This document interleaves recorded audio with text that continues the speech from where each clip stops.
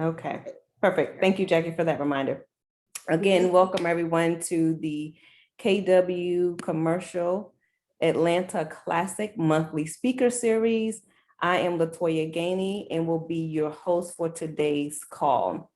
I am the administrative officer of the KW Commercial Atlantic Classic Committee Group.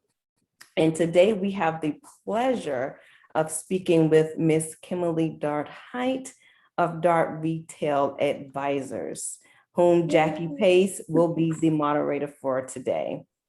So before we get started, everyone will be muted upon entry to the call, and we will allow time at the end for questions. We do have a lot to cover today. We are very excited to have Ms. Kimberly Dart with us. She's definitely a trailblazer in the community, so we are excited to have her. So I'd like to start off by also introducing you all to our KW Commercial Atlanta Classic Committee members. Again, I am Latoya Gainey, the administrative officer of the committee. We also have Nicole Menzies, who is our chairperson. We have Jacqueline Pace, also known as Jackie, who is our marketing officer and moderator for today. We have Ms. Phyllis Mentor, who is our educational officer. We have Carl Simeon, who is our technology officer. And we also have Mr. George Render. And all of our committee members are present today on the call. So welcome again, everyone. And now, Jackie, I will turn it over to you. Okay, perfect. Thank you so much, Toya. So I have to take a deep breath because I'm too excited. I am so excited to be able to share this conversation with everybody. I consider myself pretty new in the commercial real estate arena, as far as commercial being retail and restaurant focused. And I'm honored to be able to talk to someone who has 30 years in that industry, in that lane, who has pushed through fears and pushed through challenges to be able to today have a successful and sought after commercial real estate business, and as a woman. So that's the exciting thing about today. Give Miss Kimberly Dart a big welcome. If everybody can give a virtual applause and welcome her into the room. Miss Kim Dart, welcome. Thank you so much. I'm very, very honored to be here. Great, great. So we're just gonna go ahead and get started. You and I had a conversation about how you got started and what pushed you to start your own business. I was so inspired by it and really thought that should be the topic of our conversation today, because so many women have thought about, pushing out on their own and being kind of afraid in a commercial real estate arena. It's mostly male dominated, and we know what comes with that. But knowing that you did it and when you did it, really made me want to share your story with everyone. So again, I'm glad you're here. And really, so the first question, we can just go ahead and jump in. How did you get started in commercial real estate? Well, I started when I was in college. I was going to get an accounting degree at Augusta State University and needed a job to help pay my way through school. So I started working for a developer named Jim Hull, who had a fairly small company at the time. He had 3 small market malls and 10 strip centers, and he needed an administrative assistant. So I started working as his assistant when I was 19, and about 6 months into it, he offered to pay for me to go to real estate school. And he didn't make any promises at all. He just said, is this something you would do? So I went and I got my real estate license. And the day that I passed the exam, he went in and let the existing leasing agent go and gave me the position. So I was just a fish out of water. Okay. Okay. So when you got that job, so you said that the reason you just needed a way to pay your way through school. So 6 months in, were you thinking, hey, I want to be here. I want to learn everything. What were you thinking when he asked you to take the exam? Not at all. I mean, my path, the only thing I knew I was good at was numbers. When I was in school, I really was not a very good student, but I knew I was very good with numbers. So that's Okay. why I was going the accounting route. But when I was in school, I really struggled, just in every aspect. And I was not doing, I was a C student, Okay. from the beginning of college through the end of college. But no, I really did not. At that time, I was very young, very immature, very insecure.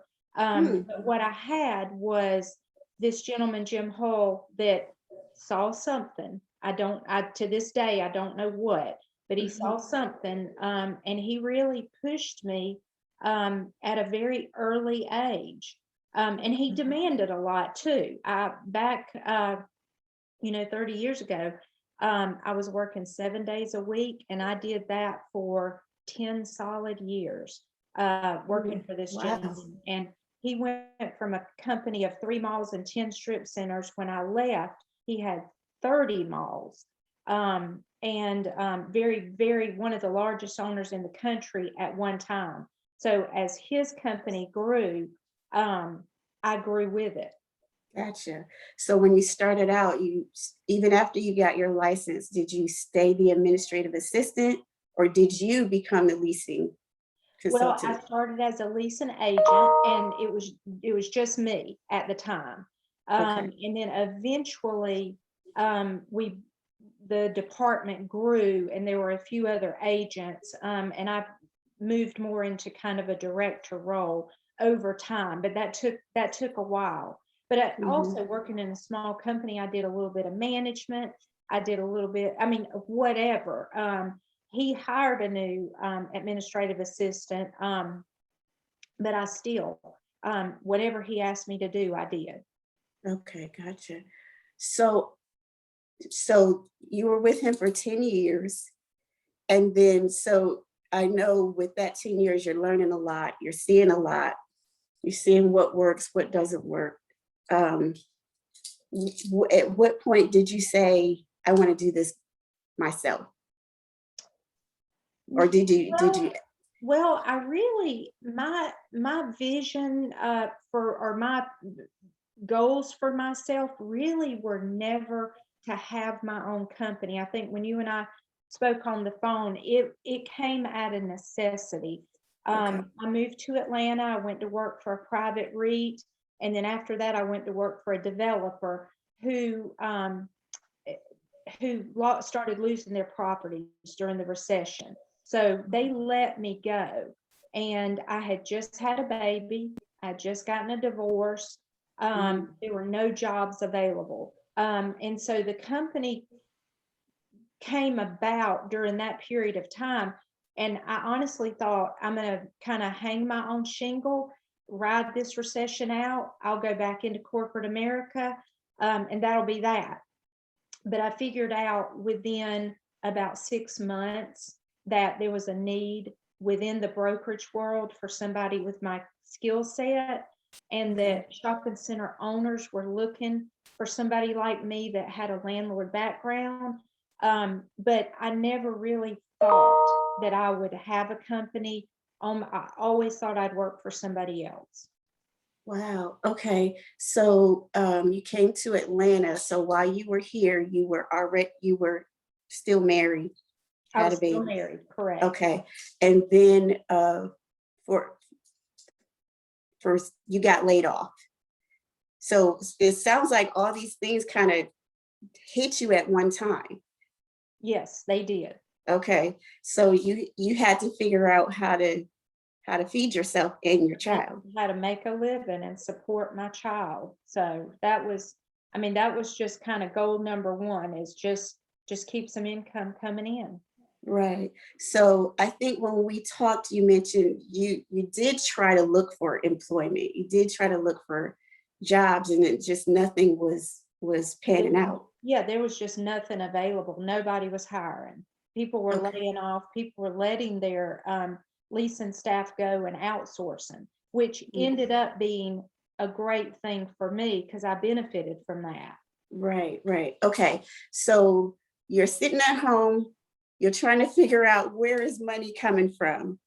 So how did you decide? So when you said, okay, I have to do this on my own, this is a need, I can feel a need for many people. So what were your fears? Like what was telling you not to do it? What was telling you, go ahead and do it? What was that thought process like for you? I just really never thought I could run a company and do everything from the accounting and the marketing, in addition to just the leasing and the sales part of it. Mhm. I felt like that was overwhelming. Okay. When in fact it wasn't at all. I think it's more of a perception that, that there's so Mm, much to run in a company. But getting the website set up, getting QuickBooks set. I mean, all the little things just honestly did not take as much time once I just jumped in and decided it was what I was going to do. okay. And you did all of that on your own when you started out? Most of it I did on my own. I hired somebody to help me with the website Okay. because that's something I it's not a strength of mine. Okay. But that was the only thing I did. All my own accounting. I made all my own flyers, and I did get some Mm, really good advice from somebody in the business that I'm actually partners with now, Shannon Martin. When I started my own company, she said, "Do not go rent a big fancy office. Do not get a bunch of overhead. Everything you can do yourself so that, whatever you make, you're putting in your pocket." And that was good advice. okay. So that's a good topic because I think a lot of us, when we think about starting our own businesses, one thing that, there's that fear of stepping out on your own, but then you start thinking about how much is it going to cost? Where am I going to get the money from? That kind of thing. Was there a big budget that you thought you had to work with, didn't think you had to work with, and then all of a sudden a big expense came up? What was that, the funding part of the business like? Well, I've always lived very, very conservatively. So I had savings, Okay. but when you're not earning a dime, you can blow through your savings very fast. I Hmm. spent, and this was 12 years ago, but I spent about $25,000 starting my company. Wow. A big part of that was legal fees because I did hire somebody to set up, the entity and make sure everything was done right on that end. And then the website, I spent way too much money on the website. But Okay. those were the two big expenses. Signage, when I started getting listings, that was another big expense. But all in all, it was about $25,000, which honestly is not that much money. Okay. So the $25,000, it was kind of what was spent kind of over like the website, Mhm. your legal fees, and that was kind of upfront money because Right. you, okay. And you said you feel like you spent way too much money for the website. I definitely spent too much money for the website and figured that out very quickly, how to do that, Mhm. a lot more efficiently. Okay, okay. So while you were going through this process of getting everything set up and getting started, so what was your biggest fear at this point? So you're putting all these putting the entities together. What was your fear? That you wouldn't get a client, right? Well, I started out with a client, I had a family, a local Atlanta family that told me if I could go out on my own, they would give me some of Mm, their properties. So I started with about 5 assets. Now they were not A properties at all. I would say they were C. Some of them might even be called F properties. Okay. A couple of them were pretty rough, but I did start with a couple listings. And then I had, very quickly, I had a CVS developer. Mm. It gave me a couple of his listings. So within the first few months, I picked up about 7 listings. Oh, wow. Okay, that's good. And a good thing is that you came in with the experience of, even though you had a title maybe of leasing agent or admin at other companies, you're still learning how to run the business, even if you're not aware that you're doing that. So you came in with some experience. That's good. So you got your first client, then you already kind of felt confident that you would get clients based on the background and the people that you already knew. I didn't know that I would get, I didn't know I would get what I would call our substantial clients. I felt like I would never be considered for institutional kind of clients. And Mhm. I interviewed with a company out of Chicago named Inland, which is a very large shopping center owner. And I had heard that they were looking to make a change from one of the big brokerage companies. And I made a cold call to the head of their leasing department. The first call I made, this gentleman literally hung up on me. You know, Mm. he barked at me and said, "Who are you? Do I know you?" And he hung up on Oh, me. wow. And I thought, and that stung really bad. And a few days later, I get a call back from this same gentleman. He'd actually taken my name down and just kind of checked into, you know, who I was and things like that. And he offered to interview me.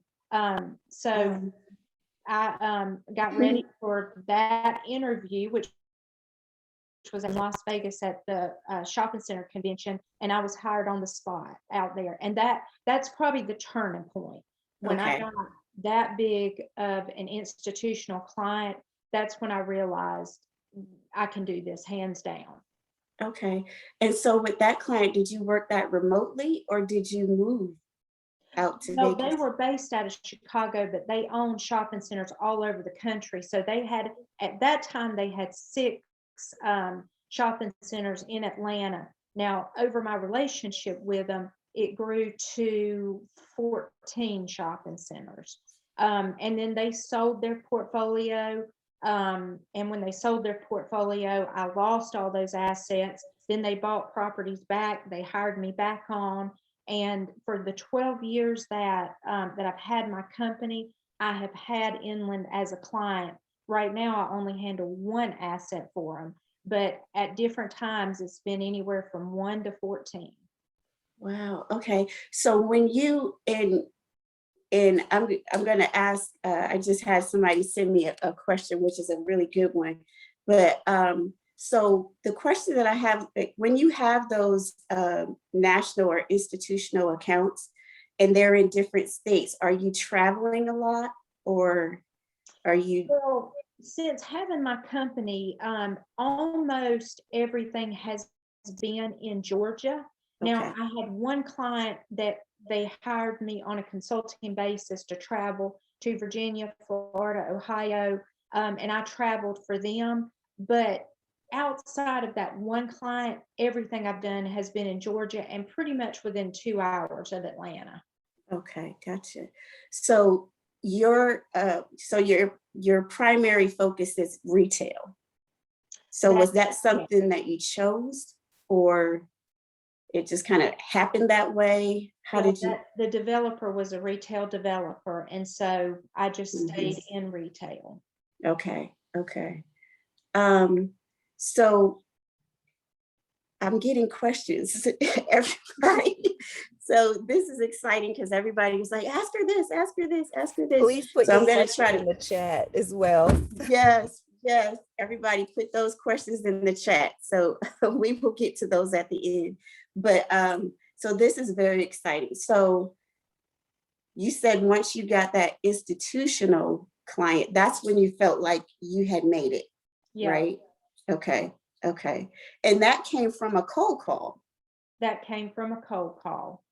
Hmm. It, That's interesting, because I know I'm afraid to do cold calls.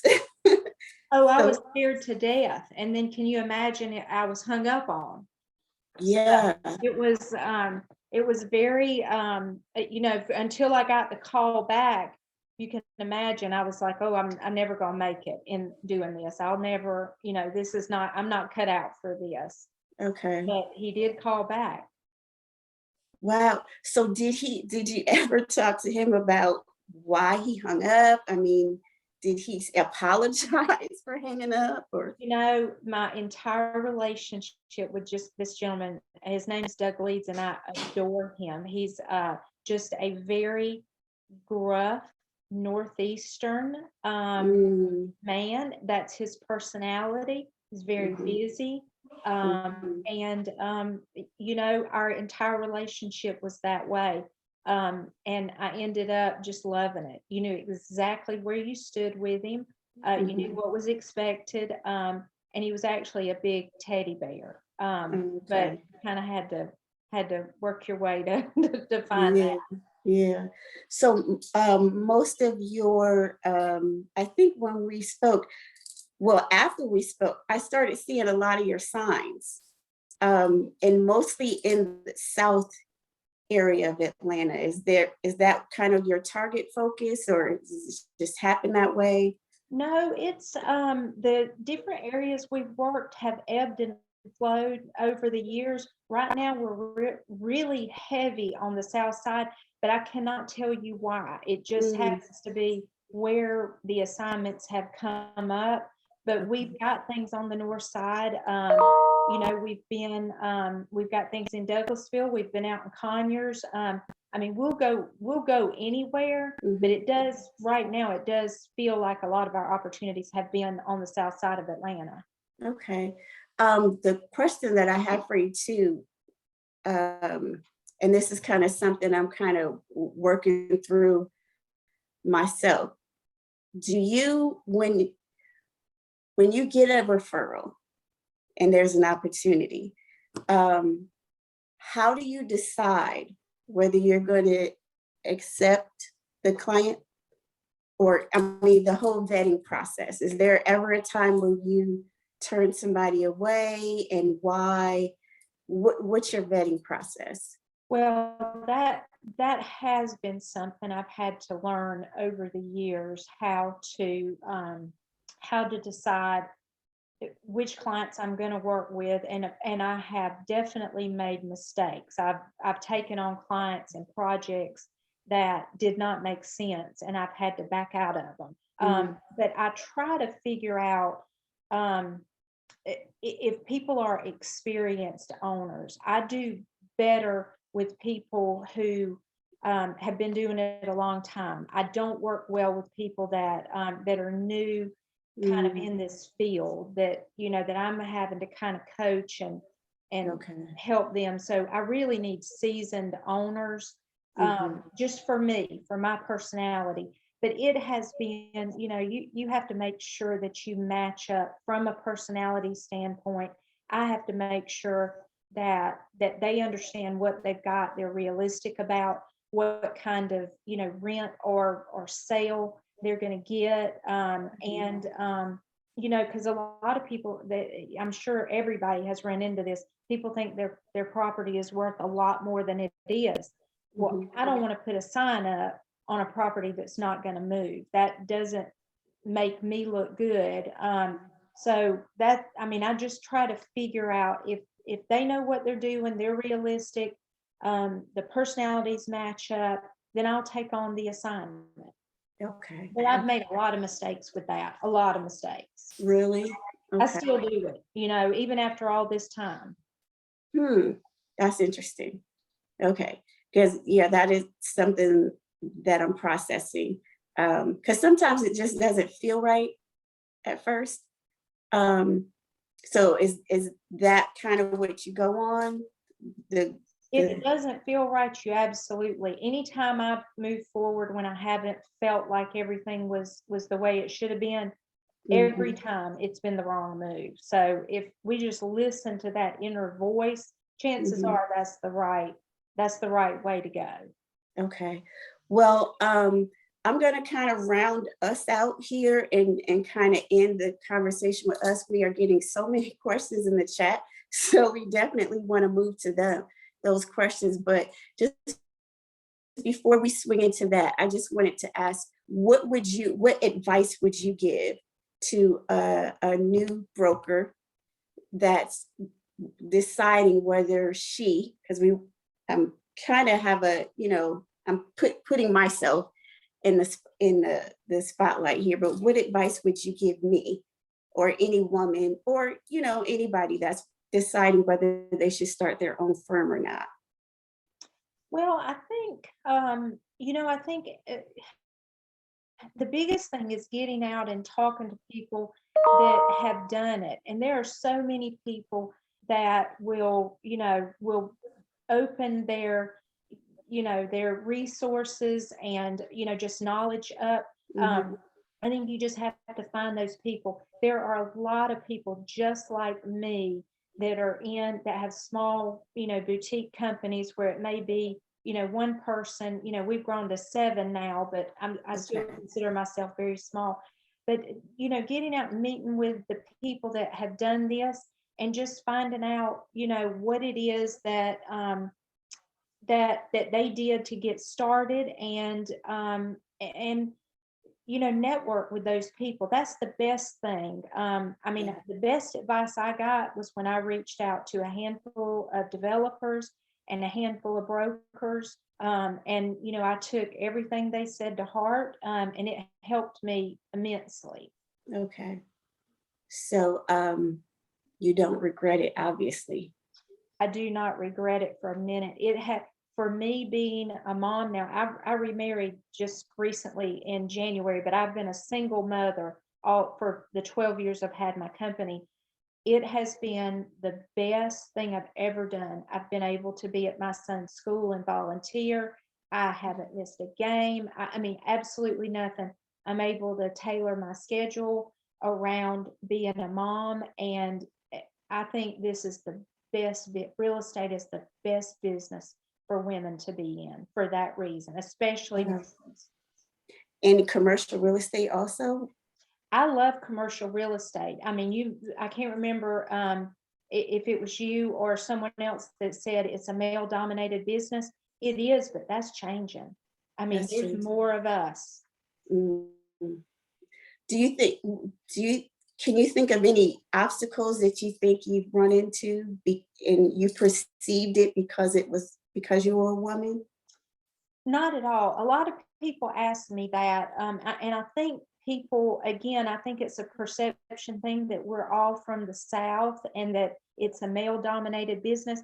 I honestly have always felt like being a woman gives me an edge. Okay. So I feel completely opposite from, a lot of people feel like that puts up hurdles getting them in the door. You and I talked about golfing, Hmm. a lot of men golf. I don't golf at all. Okay. But I have never once felt like that it worked against me. I've actually felt like it's been an advantage. Wow. Well, that's awesome to hear. Okay. Well, um, that's all my questions that I have for you. Toy, are you there? We can start going with the questions in the chat. We have a lot. Yes, I'm here. I am here. Can you all hear me okay? Yes, we can. Perfect. Kim, thank you so much for the information that you've shared. What a great story. I thoroughly enjoyed it, and I'm sure most of the people, everyone on the call has as well. So thank you for spending your time in your morning Yes. with us today. Certainly appreciate that. Yeah, thank Um, you for yes. having me. Yeah, absolutely. Absolutely. So one question that I did have in the chat was what guided your decision to specialize in retail sales and leasing? And I know you mentioned that when you initially started out, the gentleman you were working with, that's what his business was, and you stuck with it. Were there any other specialties that you thought about trying besides retail sales and leasing, or you just wanted to stick with that because that's what you enjoyed? in the commercial real estate field? Well, investment sales is something that's always appealed to me because again, being a numbers person, that's something that's very, very attractive. I've always wanted to kind of stick my toe in that. And honestly, I don't know exactly how to do it from a time standpoint because I've got, such a big portfolio that requires my time.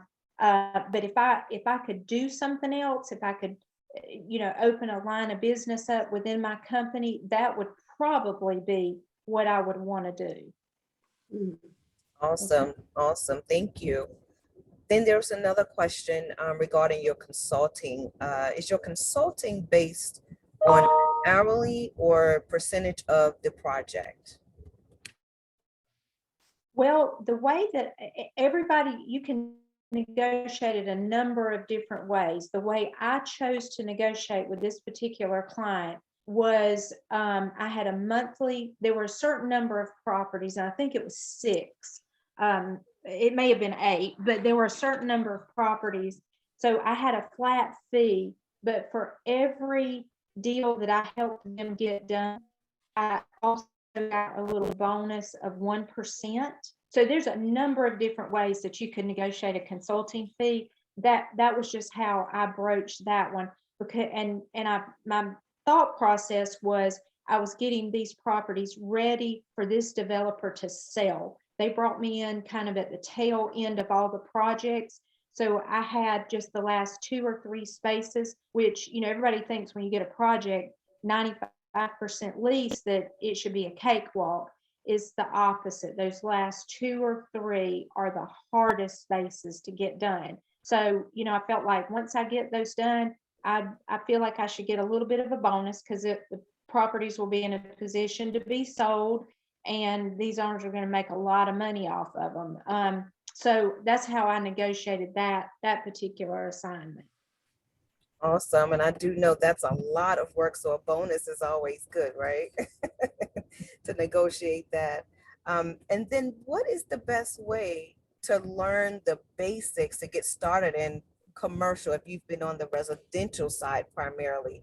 And I know you did mention also to just reach out to those who are in the commercial real estate industry. Are there any commercial real estate industry organizations that you're a member of that you can suggest, or any other Yeah, ideas? I went to 2 classes early on in my career through the International Council of Shopping Centers. They have they have a management designation, a leasing designation, several different.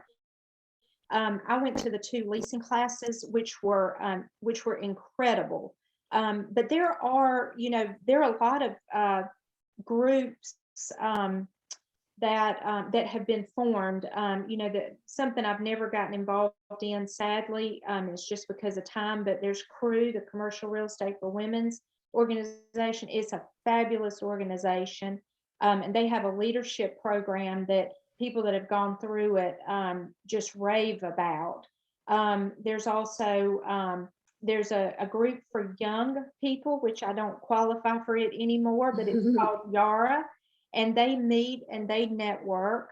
There's of course, I think Jade just passed her CCIM. I started taking those classes, and kudos to Jade for finishing it because that is really, really difficult to get through all of that.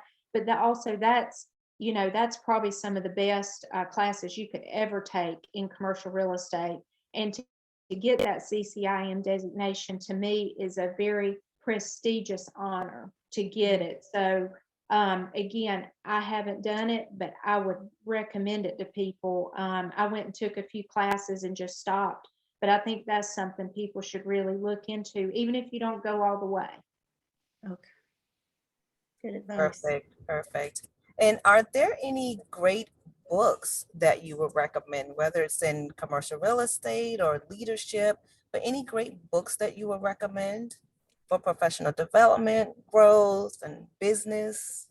Yeah, now I'm a big reader, and when I get in a rut, I turn to my books that kind of help me get my thought process, back to, having that winning attitude. But my favorite book is probably the oldest book that everybody has heard about, How to Win Friends and Influence People.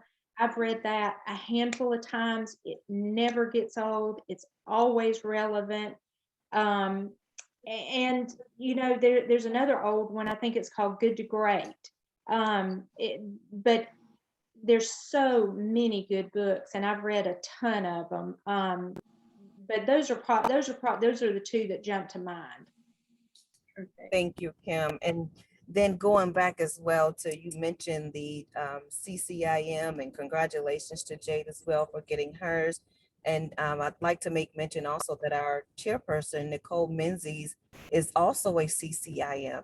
And she definitely encourages our committee members and our team to think about that also. So thank you as well for mentioning that, Georgia CCIM. So our committee is very strong on that, and something that I definitely want to think about as well. So thank you for those book recommendations. Does anyone have any additional questions for Kim? These are all great questions. Kim, great responses. Does anyone else have anything to add that they'd like to ask Kim at this time?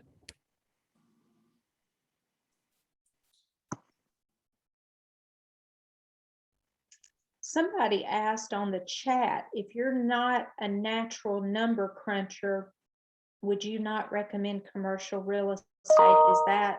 Is that a must-have skill? I have to be honest with you. I think you can be successful in this business and not be a numbers person.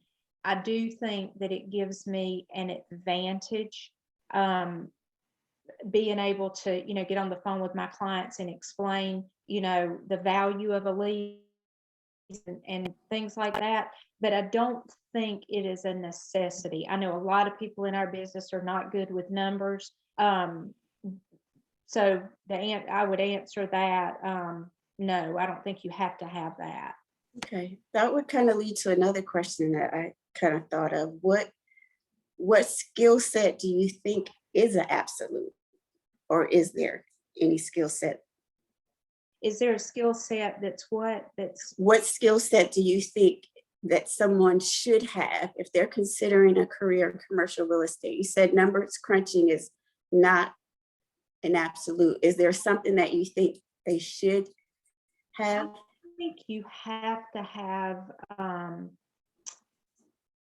I think you have to have some sort of, I think there are a couple of things you have to have, but one would be drive. I mean, something that just kind of pushes you, because this business is a no business. We're going to get more no's than yeses. You've got to have something behind you that pushes you to make that next call and that next call and that next call. And, when you're just bombarded with negativity or you get difficult clients, there has to be something within you where you can just pull yourselves up by the bootstraps and just keep pushing forward. That, I think, that will set, somebody apart from somebody that, that would just give up. Yeah, I was one of my sheroes that I kind of follow. She doesn't have her real estate company anymore, but Barbara Corcoran. Are you familiar with her? She's the lady that's on TV. Yeah, she was on Shark Tank, and she started her real estate firm with $100. She said, and she has a full story. One thing she did say is, it's not so much about the thing that she looks at most when she's considering somebody to be in her company is how quickly they recover. Yeah, that's from exactly, negative. Yeah, that's exactly what I was trying to say. That's how quickly you bounce back. Yeah. Okay, any other questions at all? This has been. I have more of a statement. I had met Kim about 4 years ago. We were starting to do business on Old National, and the last 4 years, I've learned to love her to the moon and back, because she has been so encouraging in my life and so giving of her knowledge. And I've never felt like I would call her and ask a real dumb question that I thought was dumb. And she would give me the answer to it. And we once talked about, and this is still to date, building relationships in this business.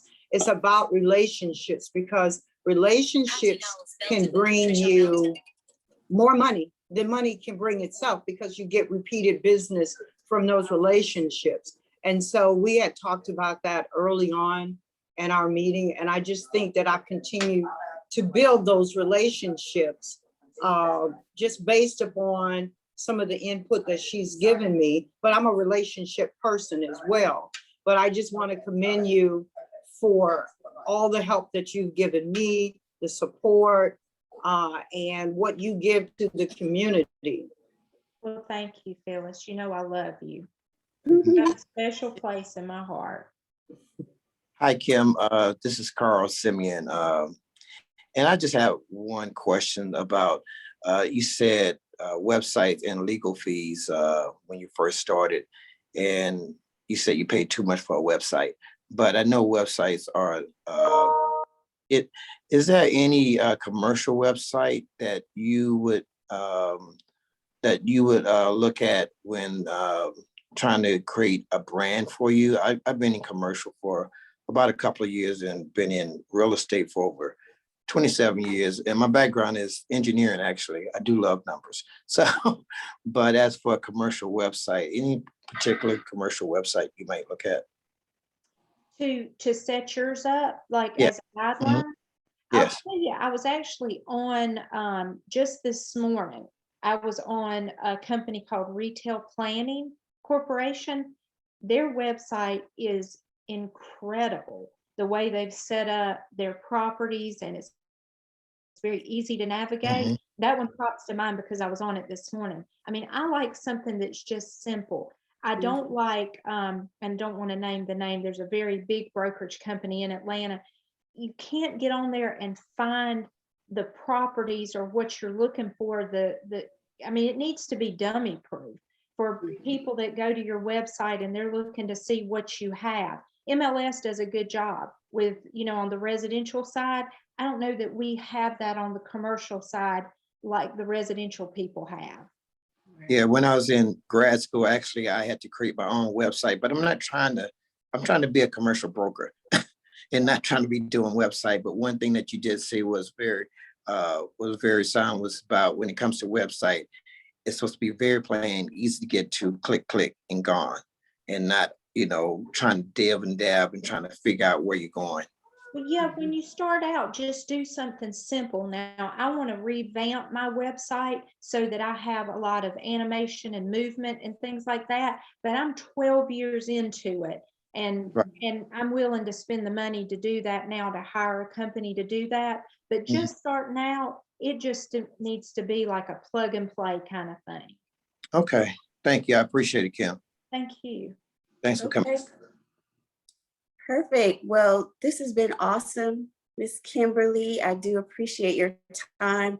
I've learned a lot. I'm hoping that we can continue this conversation. And I know everybody on this call learned so much. So I just want to thank you for your time.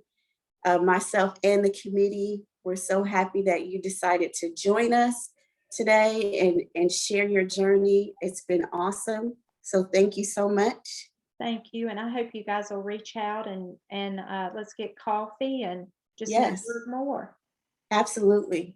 All right. Well, we'll go ahead and conclude this. Again, thank you. Thank everybody who has chimed in and listened. And we are recording this, so you'll be able to find a recording of this on our YouTube channel.